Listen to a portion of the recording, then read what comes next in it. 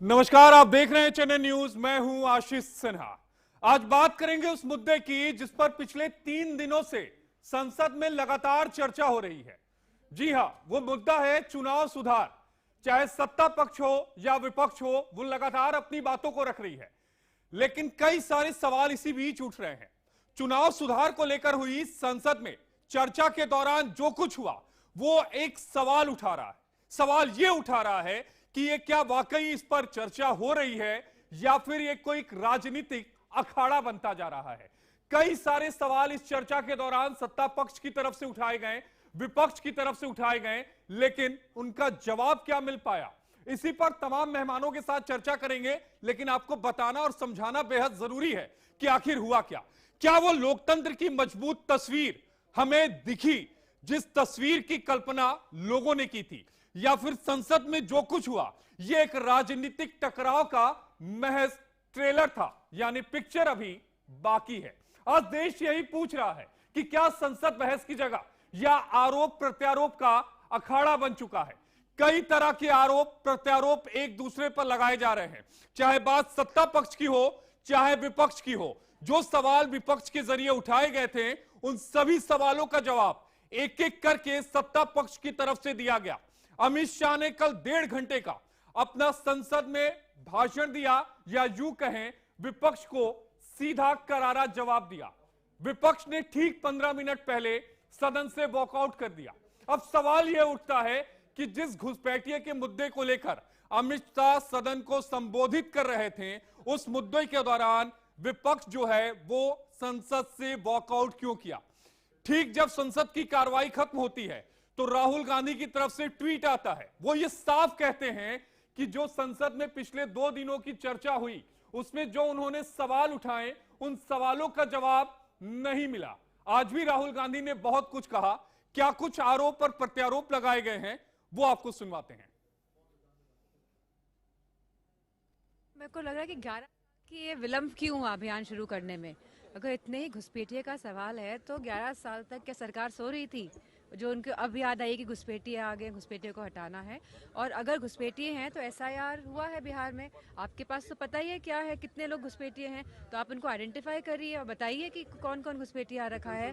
मैं समझती हूँ कि जो मेन मुद्दा है आज, जहाँ रुपये की कीमत आप देख लीजिए, जहां आप देख लीजिए युवाओं का रोजगार कितना है, जहां आप देख लीजिए कहीं ना कहीं ये लोग चाह रहे हैं कि जो आरक्षण है वो समाप्त हो, और जहां देख रहे हैं हम लोग कि पूरा प्राइवेटाइज कर रहे हैं, मोनोपोली किस तरह हावी है पूरे देश में। तो मैं समझती हूँ इन मुद्दों को भटकाने के लिए ये लोग इस तरह की बातें कर रहे हैं, और ये हमारे देश को और पिछाड़ेंगे। जहाँ अनएम्प्लॉयमेंट है, जहाँ वुमेन सेफ्टी के इश्यूज हैं, जहाँ पे शिक्षा और स्वास्थ्य की अगर व्यवस्थाएं आप देख लेंगे, क्या हालत है आज शिक्षा की। आप प्राइमरी स्कूल्स बंद कर रहे हैं, आप नहीं चाहते कि हमारा बच्चा पढ़ के बड़े हो, अच्छे स्कूलों में जाए, रोजगार मिले। तो कहीं ना कहीं ये षड्यंत्र है इस सरकार का, भारतीय जनता पार्टी का। पहली चीज तो ये कि अमित शाह के कल पूरे भाषण से लगा कि वो कहना चाहते हैं कि कांग्रेस ने भी वोट चोरी की है, हम भी वोट चोरी करेंगे। यानी भारतीय जनता पार्टी ने देश के सदन में सीना ठोक के स्वीकार किया कि वोट चोरी करेंगे, क्योंकि पहले भी ऐसा होता रहा है। इसके अलावा तो उनकी बहस का कोई मतलब था नहीं। दूसरी बात, चुनाव आयोग के साथ मिलकर आप ये सारा खेल कर रहे हैं। जिस चुनाव आयोग को एसआईआर करने का कोई अधिकार नहीं, जिस चुनाव आयोग को नागरिकता चेक करने का कोई अधिकार नहीं, आप एक गैर संवैधानिक और चुनाव आयोग को दिए गए अधिकार से बाहर जाके उनसे वो काम करा रहे हैं जिससे आपकी सत्ता का रास्ता मजबूत हो। यही काम भारतीय जनता पार्टी कर रही है और सीना ठोक के कर रही है। इसलिए मुझे लगता है कि सारी विपक्षी पार्टियों को एक बड़ा आंदोलन सड़क पे करना होगा इस एसआईआर के खिलाफ, क्योंकि सदन की लड़ाई ठीक है चल रही है, लेकिन वो रोकने वाले तो है नहीं। उन्होंने बहस करा ली, चर्चा करा ली, गाली गलौज कर लिया, लेकिन वो काम वही करेंगे जो उनको करना है। आपने संजय सिंह को सुना, साफ तौर पर उन्होंने सरकार पर आरोप लगाए, लेकिन सवाल यह उठता है कि क्या वो लोकतंत्र की मजबूत तस्वीर हमें दिखी जो संसद में दिखनी चाहिए थी। आज देश यही पूछ रहा है। आप और हम ये जानना चाहते हैं कि जिस एसआईआर पर बहस को लेकर लगातार विपक्ष सवाल उठा रहा था, वो बहस से भाग क्यों खड़ा हुआ है। आरोप प्रत्यारोप का आखिर अखाड़ा क्यों बना। चुनाव सुधार पर लोकसभा में चर्चा के दौरान गृह मंत्री अमित शाह ने विपक्ष पर जमकर निशाना साधा। कहा विपक्ष एसआईआर पर पूरी तरीके से झूठ फैला रहा है, यानी एक झूठ का पुलिंदा विपक्ष की तरफ से फैलाया जा रहा है ताकि घुसपैठियों के नाम वोटर सूची में बने रहें।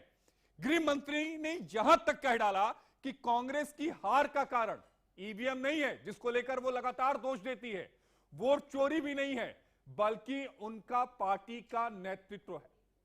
हालांकि संबोधन के दौरान विपक्ष ने वॉकआउट कर दिया। वही बात अगर हम नेता विपक्ष की करें, राहुल गांधी की करें, तो उन्होंने पलटवार कहते हुए साफ कहा अमित शाह घबराए हुए हैं। सीधा आरोप अमित शाह पर उन्होंने लगाया। उन्होंने कहा कि उनके हाथ कांप रहे थे। राहुल के इस बयान के बाद राजनीतिक गलियारों की बात करें तो एक नई बहस शुरू हो गई है। वो नई बहस इसलिए हो गई है क्योंकि लगातार विपक्ष ये कह रहा था कि हमें सदन में मौका दिया जाए बोलने का। जब विपक्ष को मौका दिया गया और जब विपक्ष की बारी आई कि सुना जाए, तो विपक्ष वहां से वॉकआउट कर जाता है। एक बार जो तीखी नोकझोंक हुई ना, उस नोकझोंक को देखिए। ये सब कुछ हमारे संसद में चल रहा था, सुनिए। मैंने इतने सारे आरोप करे श्री जवाहरलाल नेहरू पर, इंदिरा गांधी पर, इनके पिताजी पर, सोनिया जी पर, तब भागते तो लाजिम था। ये घुसपैठियों को लिए भाग गए क्योंकि उनकी हमारी पॉलिसी है डिटेक्ट, डिलीट और डिपोर्ट। उनकी पॉलिसी है नॉर्मलाइज कर दो घुसपैठ को, उसके बाद में मान्यता प्रदान कर दो और चुनाव में मतदाता सूची में डालकर फॉर्मलाइज कर दो। मगर साहब ये लंबे समय तक नहीं। बड़े नर्वस थे कल अमित शाह जी,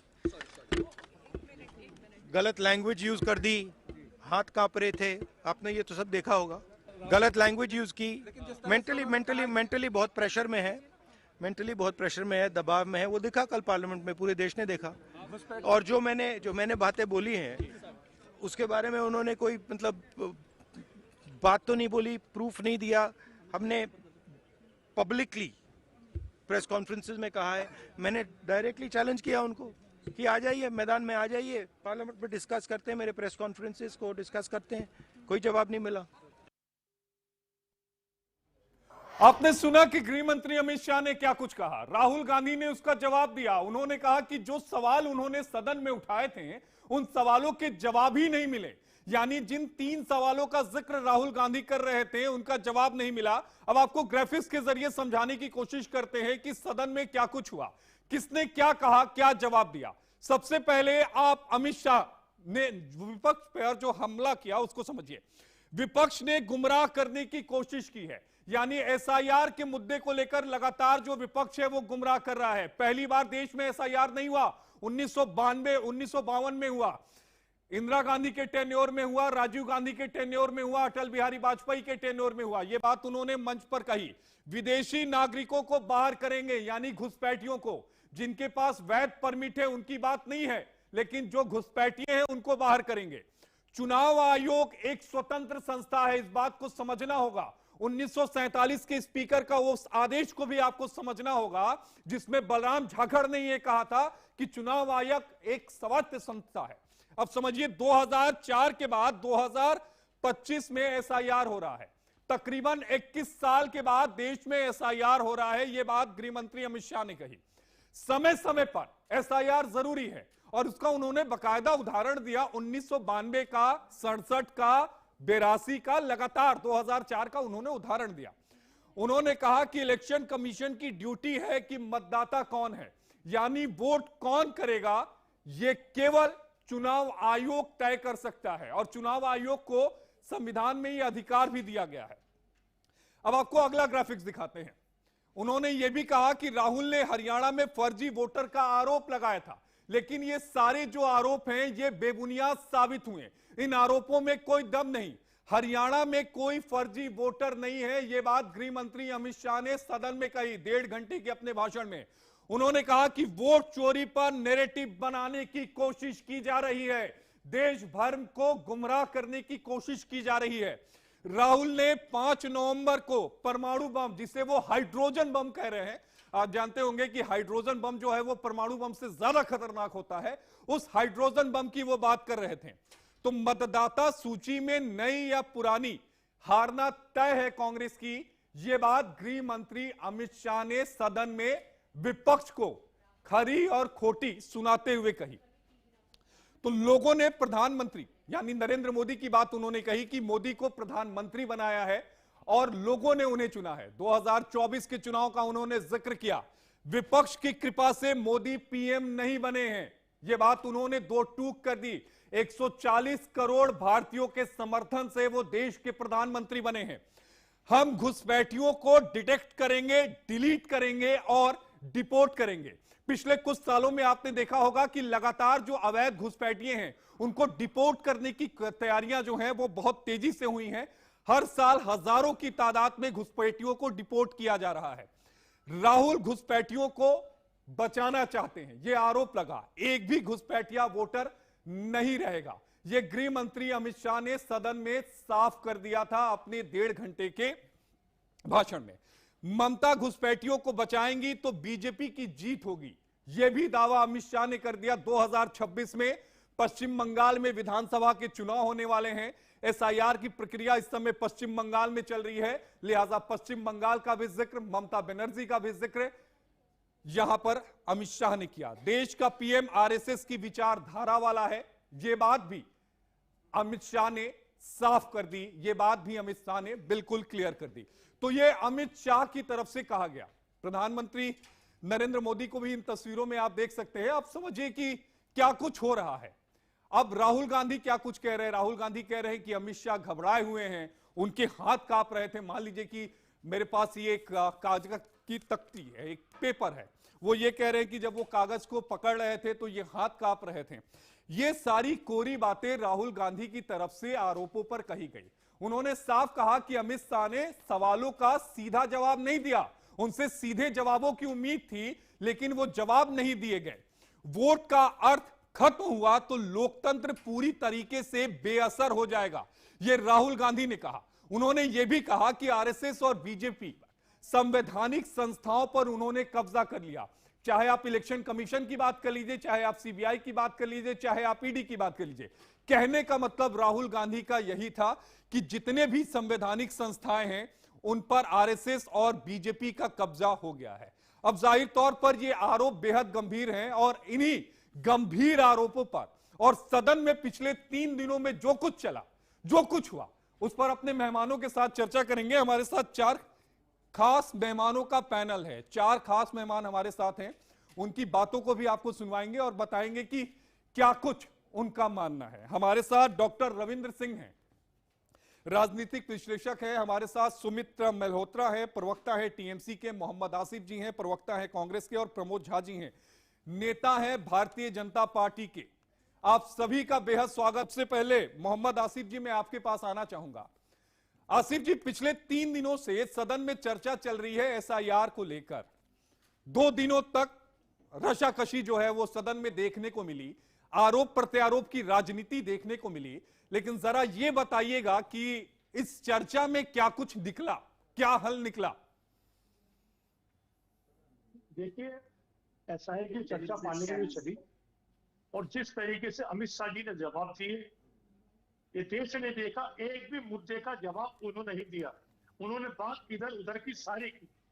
जब उनसे पूछा गया कि आपने चुनाव इलेक्शन कमीशन को चुनने की प्रक्रिया में बदलाव क्यों किया, क्या पहली प्रक्रिया में कोई कमी थी या चीफ जस्टिस को बाहर करने का आपका क्या मकसद था?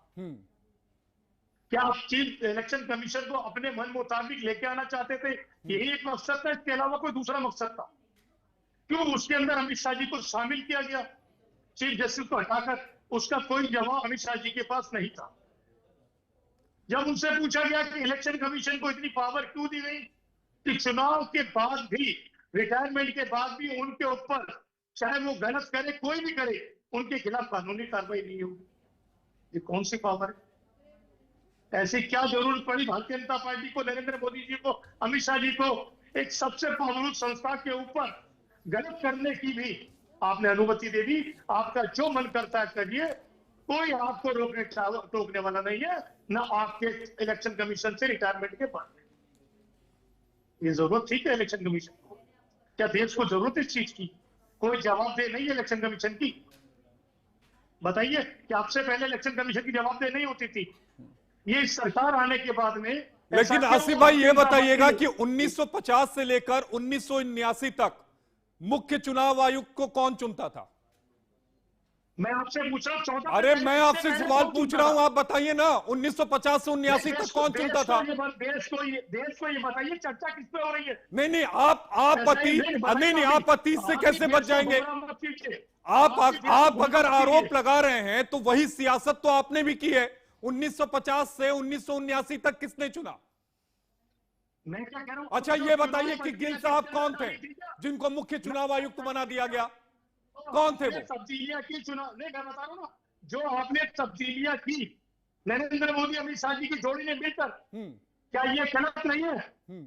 क्या एक तरीके से सरकार का कब्जा होना, इलेक्शन कमीशन को जो देश की लोकतंत्र दुनिया के अंदर सबसे मजबूत है उसको कमजोर करना, क्या ये नहीं मोहम्मद आसिफ जी आप ये चाहते हैं, नहीं आप ये चाहते हैं कि मैच रेफरी जो है वो आपके साथ समझौता कर ले।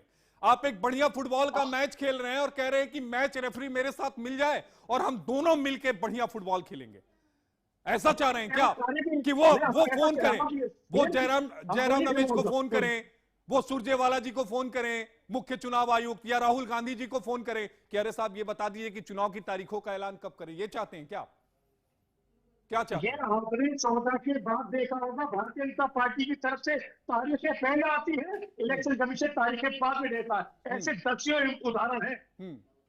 अगर मैं गलत कह रहा हूं तो बताइए, आप एक पत्रकार है, किस तरीके से 14 के बाद ये हुआ? नहीं, दूसरी बात, कौन ये कहता है क्या इलेक्शन का, क्या चीफ जस्टिस के अंदर को कमियां होती है? चीफ जस्टिस को अरे मामला सुप्रीम कोर्ट में पेंडिंग है, मामला सुप्रीम कोर्ट में पेंडिंग है। अरे पेंडिंग है तो मजीने करेंगे आप, चीफ जस्टिस को बाहर कर दीजिए, जो आपको अरे जब सदन में एक अपनी बात को रखने का मौका मिला तो वॉकआउट क्यों किया? वॉकआउट क्यों किए? सदन में जवाब दिया शादी ने, अरे किस बात का जवाब नहीं दिया? आप बताइए तो, ऐसी कौन सी बात थी जिसका जवाब अमित शाह ने नहीं दिया? आप बताइए। मैंने 1.5 घंटा सुना है, मैंने 1.5 घंटा सुना है। आपके मन मुताबिक जवाब थोड़ी ना मिलेगा, आपके मन मुताबिक जवाब नहीं मिलता ना आसिफ भाई। आप सारे पूछिए तो मैं जवाब साथ देता हूँ आपको। जी बोलिए, आप प्लीज बोलिए। मैं कह रहा हूँ अमित शाह ने जवाब दिया, अमित शाह जी ने, कि इलेक्शन कमीशन को बाहर हमने इसलिए रखा, ये पारदर्शी तरीका सरकार के दोनों नुमाइंदे तय करेंगे 3 में से 2। ये सही प्रक्रिया, आप मानते हैं इसको? नहीं, ठीक है आप बोल लीजिए, फिर आप कहेंगे कि बोलने का मौका नहीं दिया। आप बोल लीजिए, फिर मैं सवाल पूछूंगा। अगर ये प्रक्रिया सही है, जिस तरीके से आज इलेक्शन कमीशन आंख बंद करके फैसले लेता है, कोई जवाब नहीं देता, क्या ये प्रक्रिया सही है? जब वोटिंग बंद होती है 5 बजे के बाद एकदम आंकड़ा बढ़ जाता है, ठीक है, क्या ये प्रक्रिया सही है? जब 24 आसिफ भाई, अब आसिफ भाई एक सवाल का जवाब दीजिए। विपक्ष ये कह रहा है कि हम जिस दिन सत्ता में आए ज्ञानेश कुमार को उसी दिन सबक सिखाएंगे, कार्रवाई करेंगे, जेल में डालेंगे। मुख्य चुनाव आयुक्त को डरा रहे हैं आप लोग, धमका रहे हैं। ये सही है क्या विपक्ष का रवैया? ये सही है क्या? ये सही है क्या? ये सही है? आप बताइए ना, ये सही है क्या? मुख्य चुनाव आयुक्त को कह रहे हैं कि हम उसे पकड़ लेंगे जिस दिन हम सत्ता में आएंगे। मैं वही जवाब आपको दे रहा हूँ, क्या ये प्रक्रिया अच्छी है? चुनाव आयुक्त नहीं, आप सवाल का जवाब नहीं दे रहे हैं, आप कुछ भी बोल जाइए। आप कहिए कि हम सत्ता में आने के बाद जेल में डाल देंगे। मैं वही जवाब, किसी ने गलत किया है, चाहे इलेक्शन कमीशन हो, कोई भी हो, अरे आप बोलिए, कानून के हिसाब से कार्रवाई होगी। जब सत्ता में आएंगे उसी समय जेल में डाल देंगे। अरे कोई इमरजेंसी थोड़ी ना लगी है मुल्क में। ये तो गुंडागर्दी चल रही है आपकी तारीख में, कि इलेक्शन कमीशन को सारी पावर देनी, जो उसका मन करे वो करे, जिस तरीके चुनाव चाहता उस तरीके से करे, जवाबदेही लोकतंत्र खत्म हो जाए। मतलब आप चाहते हैं कि इलेक्शन कमीशन, मतलब जो इलेक्शन कमिश्नर है एक SHO जाए और उसके घर की घंटी बजाए और बोले कि ये मुकदमा तुम्हारे खिलाफ दर्ज हो गया है, आ जाओ थाने में आके बैठा दो। आप ये चाहते हैं लोकतंत्र ये हो जाए, हर बात में इलेक्शन कमीशन को बैठा दिया जाए थाने में? आप ये चाहते हैं? आप सुनिए ना, हाँ, अब जो आज की तारीख में जो चल रहा है, जो चीफ जस्टिस को बाहर करके भारतीय जनता पार्टी ने एक कानून बना दिया, उसके ऊपर कोई अगर गलत करता तो कानून अपना काम करने देना चाहिए ना। कानून के पास जो पावर थी, जो कोई भी संस्था गलत करती है उसके खिलाफ कानून। अच्छा ये बताइए, क्या सुप्रीम कोर्ट के पास 142 अनुच्छेद 142 में अनलिमिटेड पावर है या नहीं है? या तो मेरी बात को करनी दीजिए अरे पूरी, आप मेरी बात भी तो सुन लीजिए आसिफ भाई, मैं क्या कह रहा हूं, क्या सुप्रीम कोर्ट के पास 142 में अनलिमिटेड पावर है या नहीं है? वो संसद के द्वारा बनाए गए कानूनों की समीक्षा कर उसे रद्द कर सकता है या नहीं कर सकता? आप ये बताइए।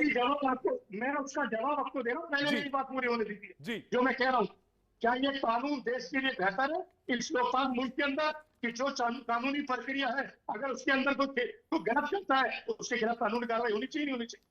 आप इसका हाँ ना जवाब दे दीजिए। अगर मैं गलत करता हूं तो मेरे खिलाफ कानूनी कार्रवाई होनी चाहिए, नहीं होनी चाहिए? या मेरे को सारी पावर वो दे दी जाए कि मेरा जो दिल करे मैं करूं, मुझे अच्छा लगता है वो कर रहा हूं, लेकिन मेरे गलत के बावजूद भी मेरे खिलाफ कोई कार्रवाई नहीं होगी?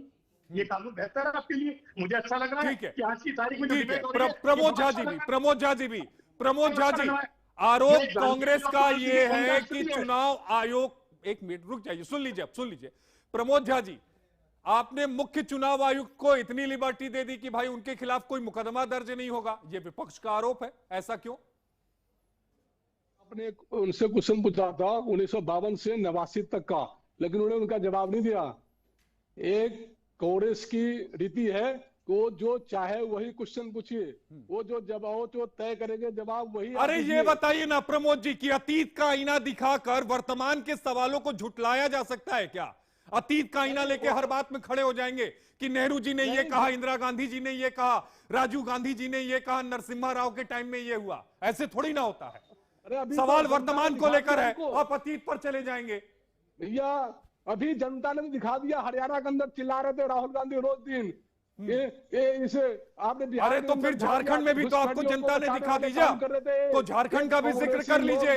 जब आप हरियाणा का जिक्र करेंगे तो झारखंड का भी जिक्र होगा। मैं झारखंड में भी दिखा दिया ना। हाँ जी, झारखंड में दिखाया, इसकी आवाज नहीं कर रही राहुल गांधी की। राहुल गांधी ये सोचते हैं कि मैं तानाशाह हूं, मैं ही क्वेश्चन तय करूंगा, मुझे उसी हिसाब से जवाब चाहिए। अरे आप क्यों भाग गए? ये घुसपैठियों क्यों बचाने लग गए? अभी बिहार की जनता ने घोर तमाचा, राजनीतिक तमाचा मारा है राहुल गांधी को, और उन्हें हैसियत दिखा दिया कि जो घुसपैठ की बात करते थे। अच्छा ये बताइए प्रमोद झा जी, मैं बहुत पिछले 5 महीनों से ये घुसपैठिया शब्द सुन रहा हूं। अरे सुन लीजिए, घुसपैठिया शब्द सुन रहा हूं। बिहार में SIR हुआ, कितने घुसपैठियों को निकाला गया ये बताइए? आप मुझे बता दीजिए कितने घुसपैठिए। राहुल गांधी क्यों परेशान है? अरे मैं कह रहा हूं आप बताइए ना, राहुल गांधी छोड़ दीजिए, आप मुझे बताइए कितने घुसपैठिए थे?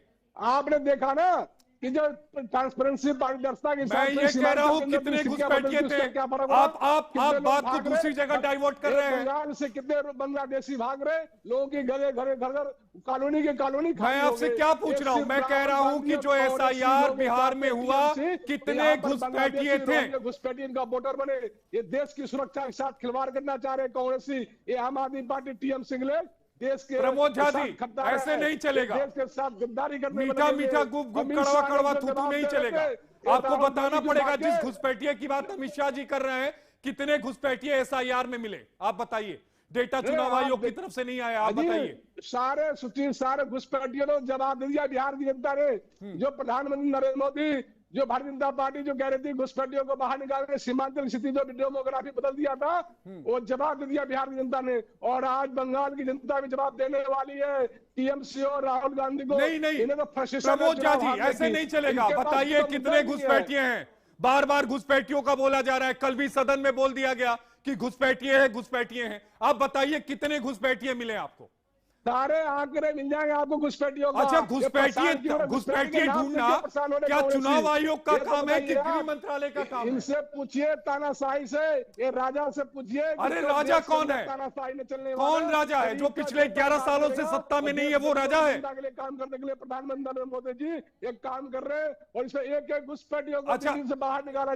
प्रमोद जी छोड़िए ना, ये बताइए कि घुसपैठियों की पहचान करना और डिपोर्ट करना किसका काम है? क्या चुनाव आयोग का काम है या केंद्र सरकार का काम है, यानी गृह मंत्रालय का काम है? आप ये बताइए। नहीं, घुसपैठियों चिन्हित करने का काम है, वो तो बॉडी वेरिफिकेशन। अरे आप बता दीजिए देश में कितने घुसपैठिए हैं? 2017 में किरण रिजिजू साहब ने संसद में कहा था कि 2 करोड़ की संख्या है, लेकिन सही अनुमान लगा पाना मुश्किल है। आज तक घुसपैठियों की कोई जानकारी नहीं मिली। के अंदर लेके भाग रहे, ये तो परेशान हो रहे, उनकी भागने के परेशानी जो उनका कोट पुट। आप ये बताओ मुझे, कि घुसपैठियत तय करेगा कि हमारा मुख्यमंत्री कौन होगा, हमारा सांसद कौन होगा। मैं बिल्कुल आपकी हमारा बात से सहमत प्रधानमंत्री हूं कि घुसपैठिया तय नहीं करेगा, लेकिन घुसपैठिए हैं कितने ये तो बताएंगे ना। कितने घुसपैठिए हैं कि आप देश के साथ है तो साफ सभी के स्वतंत्र के रूप में काम कर रहा है निर्वाचन आयोग, उनको काम कर दीजिए। आप धमकाते हो, आपके इस समय के टाइम था ना नवीन चांदला एमएससीएल सेशन, उसका क्या करा आपने? उस टाइम तो राहुल गांधी की आवाज नहीं निकली। अपनी माँ ने आपका दोहरा चित्र की बात करी, वोट चोरी करी। ठीक है प्रमोद जी, इसका जवाब नहीं है आपके पास। डॉक्टर रविंद्र जी के पास जाऊंगा। डॉक्टर रविंद्र जी, जो सदन में चर्चा हुई, 1 मिनट रुक जाइए प्रमोद जी, रुक जाइए, आपको पूरा मौका दिया, जवाब नहीं मिला। डॉक्टर रविंद्र जी के पास जाऊंगा। डॉक्टर रविंद्र जी, जो चर्चाएं संसद में हुई, आपने भी सुनी, मैंने भी सुनी, इन चर्चाओं में क्या कुछ निकला? जनता चाहती थी एक ठोस नतीजा निकलता हुआ दिखे, लेकिन ये आरोप प्रत्यारोप की राजनीति और राजनीतिक अखाड़े के बीच में एक ऐसी नूरा कुश्ती का संगम हुआ कि जनता भी तमाशबीन हो गई। बस sir, thank you Ashish sir. अभी मोहम्मद आसिफ साहब बता रहे हैं इन्होंने हरियाणा ऐसे कांग्रेस से राहुल गांधी का समय ऐसे घुसपैठिए कांग्रेस अंदर गए देश के अंदर। अरे प्रमोद जी सुन लीजिए ना, डॉक्टर रविंद्र जी को सुन लीजिए रविंद्र जी। अभी मैं सुन ही रहा हूँ, बहुत देर हो गई मेरे को सब लोगों को सुनते सुनते। अभी थोड़ा सा मैं बता रहा हूँ, उसको भी एक बार थोड़ा सा सुने और गलत लगे तो मेरे को बताना। मैं निश्चित के साथ बताऊंगा सारी चीजें आपको। मैं हरियाणा से बिलोंग करता हूँ। हरियाणा के अंदर हमारे साथी है सुखबीर कटारिया, एक कांग्रेस के नेता है। भाई है, मैं भाई बोलूंगा। मैं कभी भी इनकी तरह ये आप जी बोलिए, आवाज ब्रेक हो रही है। बोलिए रविंद्र जी, बोलिए प्लीज। सर, इनके कांग्रेस के एक नेता हैं कटारिया साहब, सुखबीर कटारिया। उनका एक 32,000 वोटों से इलेक्शन जीते जो कि फ्रॉड वोट थे। उसके लिए एक हमारे कटारिया है आरटीआई के एक्सपर्ट ओम प्रकाश कटारिया, उन्होंने उनके खिलाफ आरटीआई डाली जो आज कोर्ट के अंदर वो लंबित है। 32,000 वोटों का मतलब सर, एक विधानसभा अगर आप अनैतिक कार्य करके अगर आप 32,000 नकली वोटरों से आप विधानसभा का करके आते हो तो इसके मायने क्या है? देश किस दिशा में जा रहा है कि कोई स्टेट किस दिशा में जाएगा? सर 32,000 वोट अभी बंगाल का था, बंगाल में 43,000 वोट मिले हैं जो फर्जी थे। आज पुलिस बंगाल में जा रही है, लखनऊ में, कल की ही बात बता रहा हूँ मैं आपको। लखनऊ में पुलिस जाती है उस कॉलोनी के अंदर जिस कॉलोनी के अंदर अवैध वोटर्स थे। आज वोटर्स पे भीड़ लगी हुई है। अवैध जो वोटर थे वो कौन लोग हैं? उनके घर से कुरान मिल रही है, 6 बाई 6 के घर है, ये कौन लोग है? चाहिए आज बॉर्डर पे भीड़ लगी हुई है।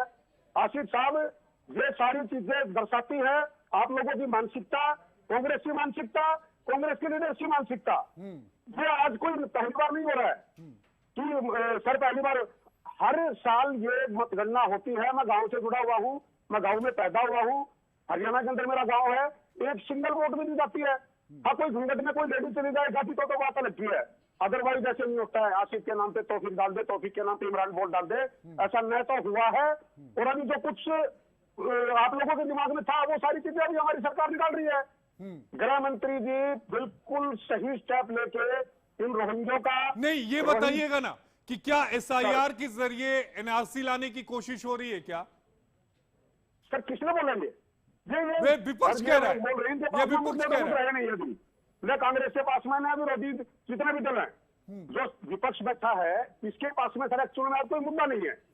अभी ये घुमा फिरा के भ्रमित करके लोगों को भरमा, अभी जो बोल रहे हैं 65 लाख वोट बंगाल में अपना बिहार के अंदर कटे हैं। 65 आदमी उनको प्रोटेक्ट करने के लिए आज तक कोई बाहर नहीं आया कि भाई हमारा वोट गलत कटा है।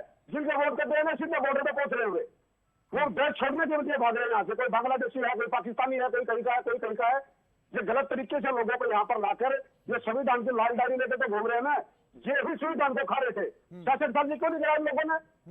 भाई इन लोगों के पास में ताकत थी, इन लोगों के पास में सारी एजेंसी थी, क्या इन लोगों का फर्क नहीं बनता है कि सारी जो गलत चीजें हो रही हैं उन चीजों को हम स्टेप बाय स्टेप देखें? और जो बाहर के जो लोग हैं, जो रोहिंग्या हैं, जो इस देश के अंदर आके रह रहे हैं, इस देश के नाम पे खा रहे हैं और इस देश के गलत लोगों का साथ दे रहे हैं। ठीक है सुमित जी भी हमारे साथ हैं, चूंकि आपने यहाँ पर बात पश्चिम बंगाल की की। सुमित जी टीएमसी के प्रवक्ता हैं। सुमित जी, आपने पूरी चर्चा को सुना होगा, लेकिन सवाल यही है कि क्या विपक्ष अपनी आवाज को जनता तक पहुंचाने में सफल हो पाया? क्या ऐसा लगता है आपको? देखिए अजीत जी, इस समय जो मुद्दा है वो एसआईआर का, ठीक है। और जिस तरीके से एसआईआर हो रहा है, मैं नहीं समझता एसआईआर हो रहा है, वो कहीं ना कहीं सीए एनआरसी का ही रूप है, एक छोटा रूप इन्होंने करा हुआ है भारतीय जनता पार्टी ने। तो आपके हिसाब से सुमित जी एसआईआर कैसे होना चाहिए? मैं देखिए एसआईआर के समय एसआईआर जो इतनी जल्दी एसआईआर नहीं हो सकती, 1 महीने में एसआईआर नहीं हो सकती।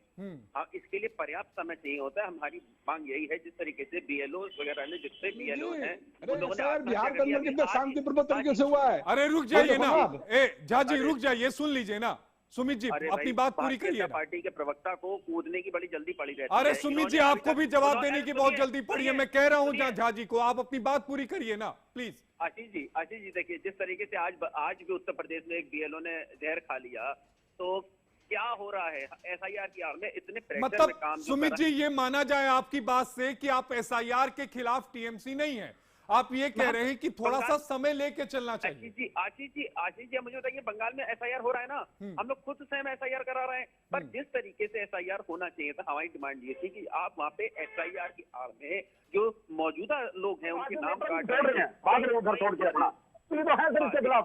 अरे रविंदर जी सुन लीजिए, सुमित जी को सुन लीजिए प्लीज। सुमित जी अपनी बात पूरी करिएगा प्लीज। जिस तरीके से एसआईआर हो रहा है, आज देखिए बीएलओ भाई वो भी हिंदुस्तान का नागरिक है, वो भी वोटर है, जिस तरीके से प्रेशर में करा करके, चाहे भारतीय जनता पार्टी हो, चाहे चुनाव आयोग हो, ज्ञानेश कुमार जी हो, क्यों इतने प्रेशर में काम करा रहे हैं, क्यों लोग आत्महत्या कर रहे हैं बीएलओ। ये आज से पहले हम लोगों ने नहीं देखा, पर एसआईआर पहले भी हुआ है, मैं मानता हूँ एसआईआर पहले भी हुआ है, यूपीए गवर्नमेंट में भी हुआ है, सारी चीजें पुराने समय से चलता आ रहा है, पर हम लोगों ने इस तरीके से नहीं देखा कि बीएलओ आत्महत्या कर रहे हों, और उसके बावजूद चुनाव आयोग एकदम कान में रुई डाल के बैठा हुआ है। ठीक है प्रमोद झा जी, इस बात से इनकार नहीं किया जा सकता कि बीएलओ के ऊपर बहुत ज्यादा दबाव है, इस बात से आप इनकार नहीं करेंगे। मैं आपकी बात से सहमत हूँ, लेकिन जो सुमित जी कह रहे हैं ना, इतना इन्होंने प्रेशर बनाने की कोशिश करी, एसआईआर को इतना माहौल इतना बड़ा बना दिया इन्होंने कि एसआईआर के नाम पर इन्होंने बीएलओ को धमकाना शुरू कर दिया। आप एसआईआर होने दो और आप इसमें सम्मिलित हो, आपके बीएलओ जो है वो काम करे बीएलओ के साथ मिलके। आपको तकलीफ किस बात की है? अगर एसआईआर हो रही है बिहार के अंदर, अरे वो एसआईआर के खिलाफ नहीं है प्रमोद जी, पूरी बात तो सुन लीजिए। वो ये कह रहे हैं कि दबाव बहुत ज्यादा है बीएलओ के ऊपर। पार्टी के प्रवक्ताओं की आदत ये है कि जो आप अगर सही सवाल पूछेंगे उसके अगेंस्ट में जाके, क्योंकि इन्हें मालूम है अगर सही जवाब दे देंगे तो ये प्रवक्तागिरी चली जाएगी ना, तुरंत फोन आ जाएगा आप यहाँ से। वो हमने देखा है। तकलीफ है सुमित जी जैसे टीएमसी के लोगों को, कांग्रेस के लोगों को कि घुसपैठिए रहे, घुसपैठिया डिसाइड करे बंगाल का सीएम कौन होगा। ये होने वाला नहीं है। मैं बता रहा हूँ आपको, एक अलग विषय है, लेकिन एक घुसपैठियों की पहचान होगी। जो भारतीय नागरिक है वो नागरिक अपना वोट का अधिकार देगा।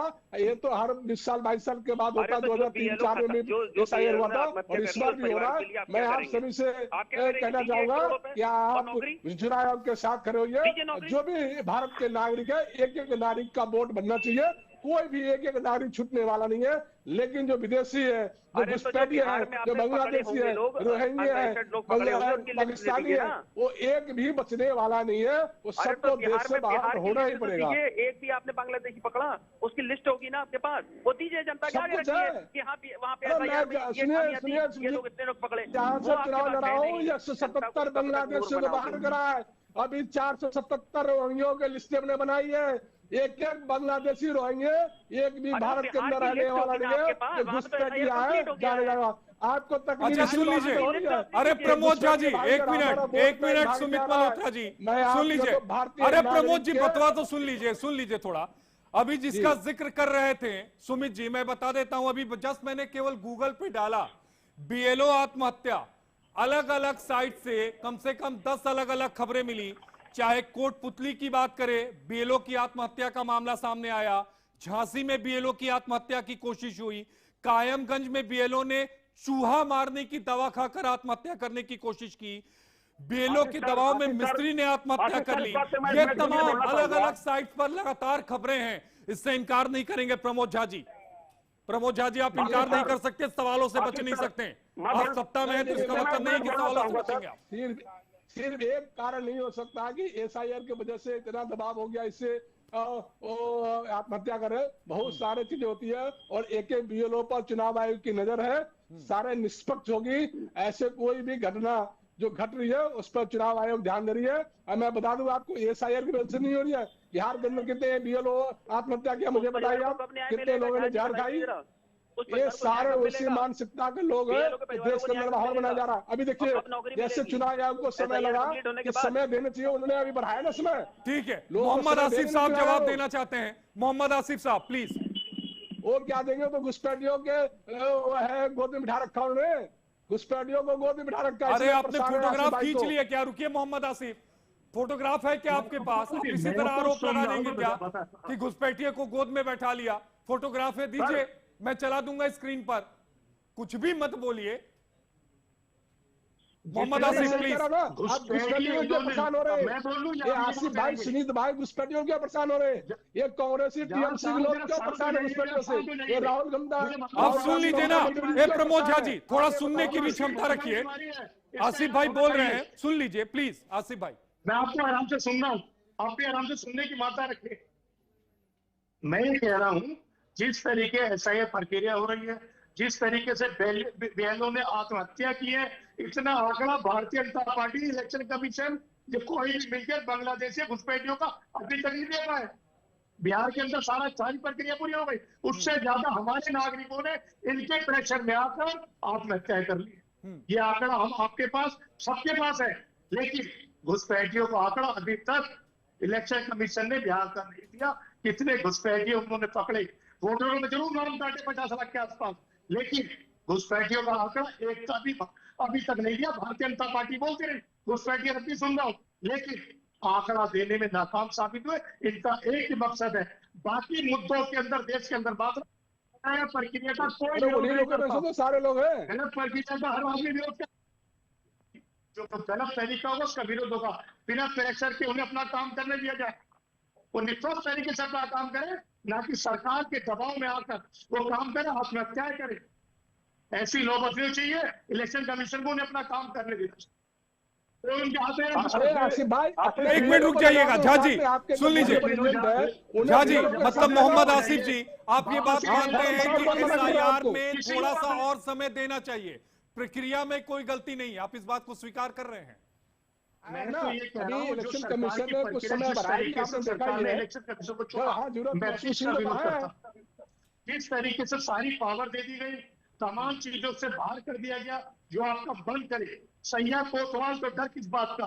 आज ये हालात हो गए इलेक्शन कमीशन के, कोई डर नहीं है उसे किसी बात का। जो उसको मन माफिक लग रहा है, भारतीय जनता पार्टी की सरकार के मुताबिक वो काम कर रहा है। एक निष्पक्ष तरीके से करना चाहिए। राहुल गांधी क्यों धमका रहा है? इलेक्शन कमीशन को धमकाने का काम कर रहे हो? ये रास्ता ही नहीं चलने वाला, बता दूं आपको। ये गरीब जनताओं की सरकार है, झूठी मां की सरकार है। ठीक है डॉक्टर रविंद्र जी, नागरिक भारत के डॉक्टर रविंद्र जी, आप चर्चाओं को सुन रहे हैं, लेकिन नतीजा निकलता हुआ नहीं दिख रहा है। आरोप प्रत्यारोप की राजनीति ही चलती जा रही है। लेकिन आप देखिए ना, इनके BLO है जी, इनके BLO क्या काम कर रहे हैं इनके? सुन लीजिए ना, सुन लीजिए रविंदर जी को भी सुन लीजिए। भारतीय जनता पार्टी के लोग गुंडागर्दी करते हैं। अरे बातें आप करते हैं मोहम्मद आसिफ जी, फिर मैं आ जाऊंगा उस पर इतिहास पर। अभी रुक जाइए, रविंदर जी को भी सुन लेते हैं, फिर सुमित भाई के पास भी जाएंगे। सुन लेने दीजिए ना रविंदर जी को। बांग्लादेशी नागरिक, अरे सुन लीजिए, अरे सुन लीजिए ना रविंदर जी प्लीज। सर, ये 150 करोड़ की आबादी का देश है, इसमें मतलब रोज ऊपर वाला न चाहते हुए भी होता ही होता है कि वही लोग आते हैं जाते हैं, बहुत सारे जन्म होते हैं, बहुत सारी मृत्यु होती है। तो जो मृत्यु है आजकल वो सारा का सारा विपक्ष उठा के उसको ये BLO गया, ये BLO गया, कौन सा प्रेशर है सर? परीक्षा जो प्रक्रिया है वो हर साल होती है, कोई ऐसा नहीं है कि सदी में पहली बार हो रही है। इनको तकलीफ ये हो रही है कि इनका जो वोट बैंक था वो खिसक रहा है, इनका जो वोट बैंक था वो भग रहा है। डॉक्टर रविंद्र जी, इस कंक्लूजन पे आप कैसे पहुंचे कि ये वोट बैंक इनका था? इस कंक्लूजन पे कैसे पहुंचे आप लोग कि ये वोट बैंक इनका था? जो बलबूते अपनी सरकार बनाते थे, वे विरोधी लोग इसके खिलाफ में जाके, इसके खिलाफ लोगों को उठाके इलेक्शन लड़के, इलेक्शन जीत के ऐसी हरकतें करते थे। तो देश के हित में नहीं है, तो समाज के हित में नहीं है। क्यों इतने क्यों पागल हो गई है? अब की बार कैसे सर का मुद्दा उठाने से, सर को क्लियर करने से आप लोगों को कोऑपरेट करना चाहिए। हमेशा बीजेपी ने या दूसरी तो पार्टी ने आप लोगों को कोऑपरेट किया है। अभी क्या इतनी तकलीफ हो गई आप लोगों को, इतने मिलमिला गए कि मतलब सर का मुद्दा उठने के साथ में सब भागे हैं, कोई मतलब मेरी समझ से बाहर है सर ये। आशीष सर, जिस भी तरीके का कोई भी गवर्नमेंट की जो रूटीन की जो प्रक्रिया है उसको कोई भी विमर्श रहे उसको कॉपरेट करना चाहिए। जिन लोगों को मिर्ची लगी हुई है, भाग रहे हैं, दौड़ रहे हैं, ऐसा क्या होगा पहले? मतलब ठीक है, पहले के वरिष्ठ मतलब इस देश के अंदर कि जो पहले नहीं हुआ हो, ऐसा क्या हो रहा है? सर की प्रक्रिया नॉर्मल है, रूटीन में चलती रहनी चाहिए। ठीक है, मोहम्मद आसिफ जी जवाब दीजिएगा।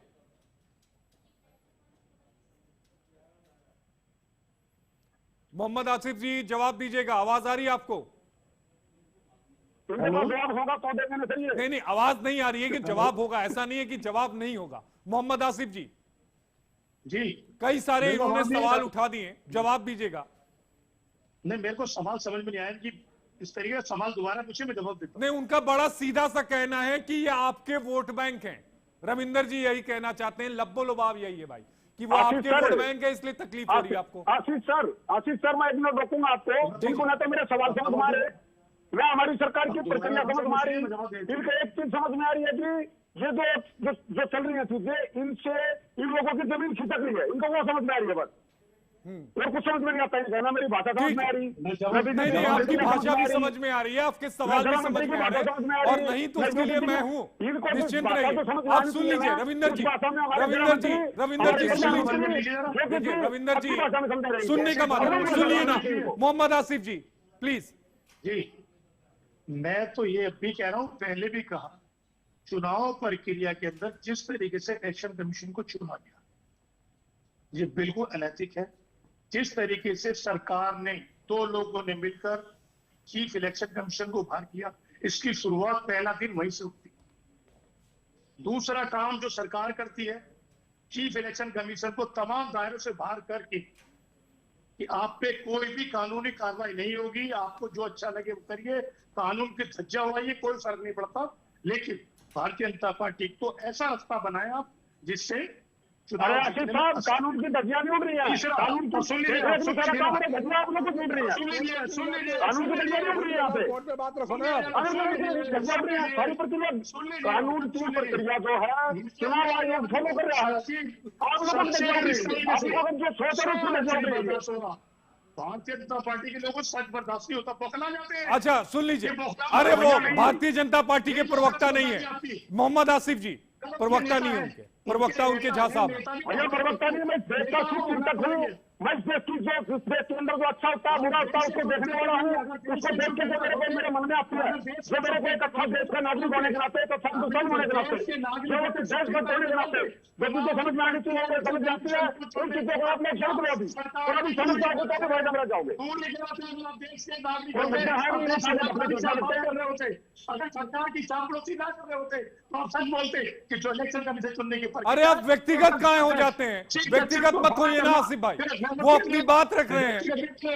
अच्छा ठीक है, रुक जाइए रविंदर जी, एक बार झा जी को भी लाते हैं, समय कम बच रहा है। झा जी चुनने की सरकार की प्रक्रिया करवाइए, बुलवाइए से। अगर ये हिंदुस्तान के सच्चे पक्के नागरिक होने की बात करते हैं भारतीय जनता पार्टी, अरे वो कहेंगे कि ठीक है वंदे मातरम गा के बताइए, मोहम्मद आसिफ जी फंस जाएंगे, फंस जाएंगे।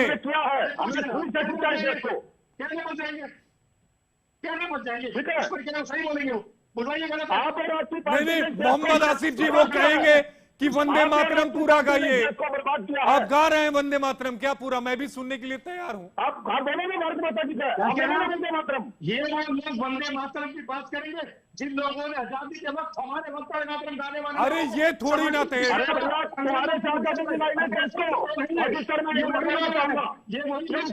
आजादी दिलाई, अब हम सामने के लोग हैं, अंग्रेजों से आजादी दिलाई, तब हम सामने थे। उसी भागे जाते हैं लोग, जिन लोगों ने हमारे सत्ताधारी मुखबरियां करी और अंग्रेजों ने पेंशन ली, उसी सोच की विचारधारा की सरकार है। ठीक है, प्रमोद झा जी फाइनल कमेंट ले रहा हूं। प्रमोद झा जी प्लीज। प्रमोद जी आवाज आ रही है आपको? हाँ आ रही है। Final comment please. देखिए ये जो हमारे सहयोगी है, ये इन्हें सिर्फ तकलीफ इस बात की है, SIR चल रही है, ठीक है, पैनल में आपके सहयोगी हैं, सहयोगी कहिएगा तो पता चलेगा कि एनडीए के घटक दल में आ गए। उनसे तकलीफ इनको है, इनको एसआई से तकलीफ नहीं है। अगर उन सारे घुसपैठियों को इनके साथ जोड़ दिया जाए, रहे तो कोई तकलीफ नहीं है। ये लोग सिर्फ देश के प्रति वफादार नहीं है, ये सिर्फ अपने राजनीति सेकने के लिए ये लोग घुसपैठियों को साथ रखना चाह रहे। मैं कह रहा हूं कि देश का नागरिक तय करेगा कि बंगाल का मुख्यमंत्री कौन होगा, देश का नागरिक तय करेगा देश का प्रधानमंत्री कौन होगा। हमारे लोकप्रिय अमित शाह ने संसद के अंदर कहा और उन्होंने बात करेगा सारे इंडियन मुल्क को बात करेंगे। आपने सुनने की क्षमता होनी चाहिए, देश के प्रति जवाबदेही होनी चाहिए, लेकिन आप नहीं, आप तो इलेक्शन कमीशन को धमकाने का काम करते हो कि रिटायरमेंट के क्या करते हो।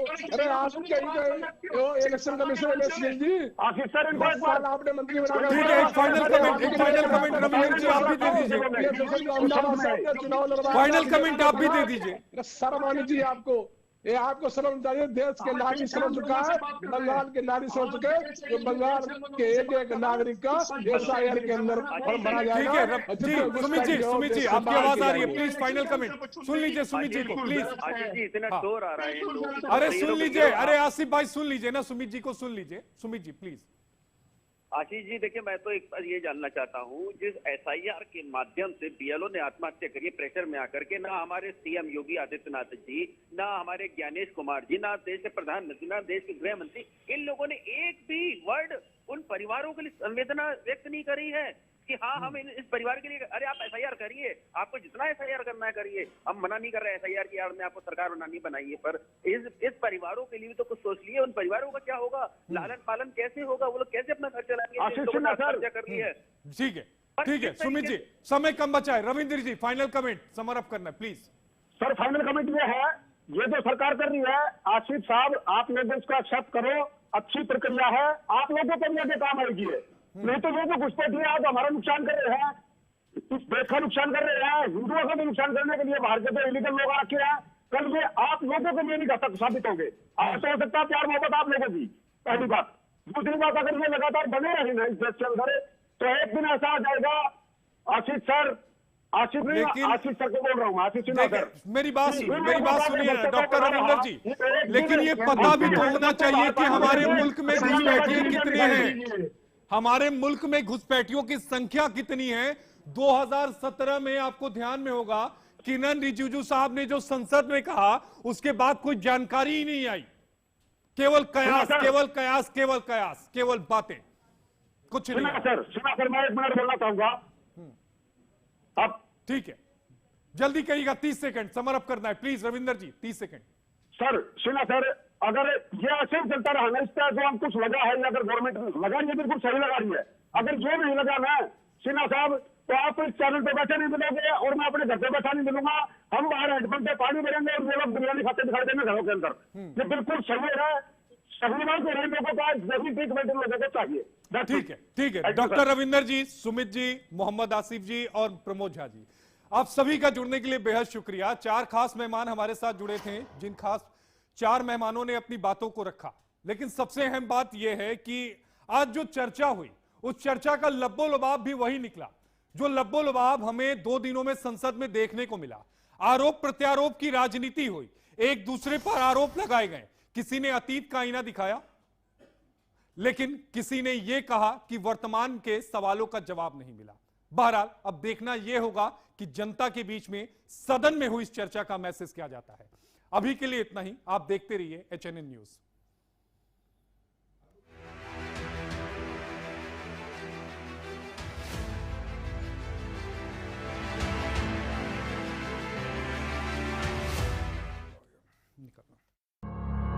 जब हर तरफ